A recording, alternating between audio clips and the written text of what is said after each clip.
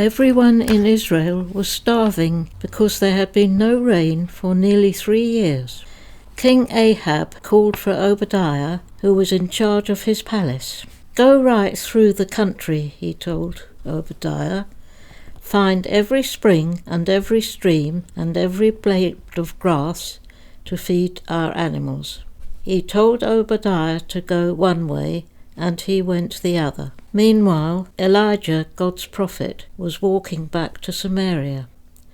He had been hiding for a long time because Ahab was very angry with him. Even so, God had told him that he was to visit Ahab with a message. "So here you are, troublemaker," Ahab said when he found Elijah. "I'm not the troublemaker," answered Elijah. "You are. You turned the people away from God." Elijah told Ahab to call together all the prophets of Baal and all the people of Israel, and to meet him on the top of Mount Carmel. They were to bring 2 dead bulls with them. Ahab did as Elijah said, so there they all were. Ahab the king, Elijah, who thought he was the only prophet of God left alive, 950 prophets of Baal, and all the people of Israel. "Choose," said Elijah, "your true God or Baal."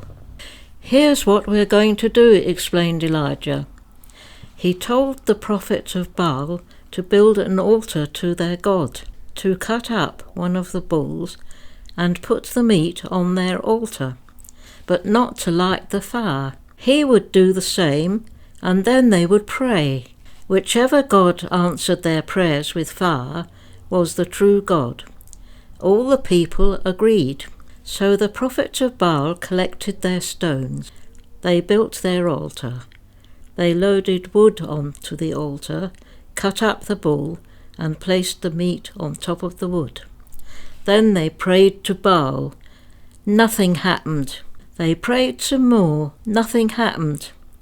They prayed a lot more. They danced around the altar, jumping and shouting to Baal. They kept it up all morning, but still nothing happened.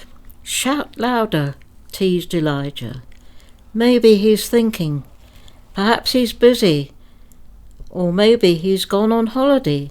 He laughed.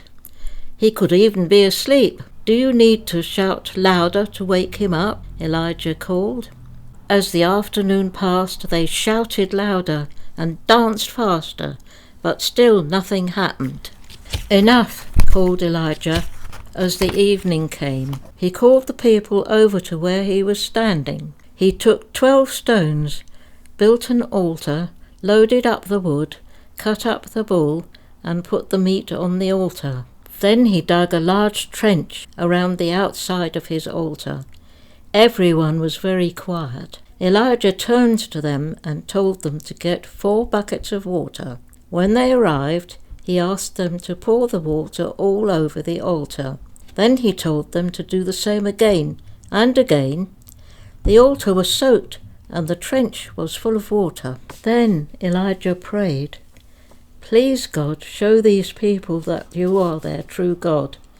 He prayed, and as he did, fire fell. The water hissed as it boiled, the wood crackled as it burned, and the fire even burned up the stones. "God is the true God," the people called as they knelt down and worshipped God. "Go home now," Elijah told Ahab. "God is going to make it rain." As the crowd thinned out and people started on their journeys home, Elijah sat down with his head between his knees. He told his young servant to look towards the sea. "I can't see anything," the servant said. "Go and look again," said Elijah. He did this 7 times, and on the 7th time the servant said he could see a tiny cloud out over the sea. Soon the sky grew black, the clouds grew thick, and heavy rain began to fall.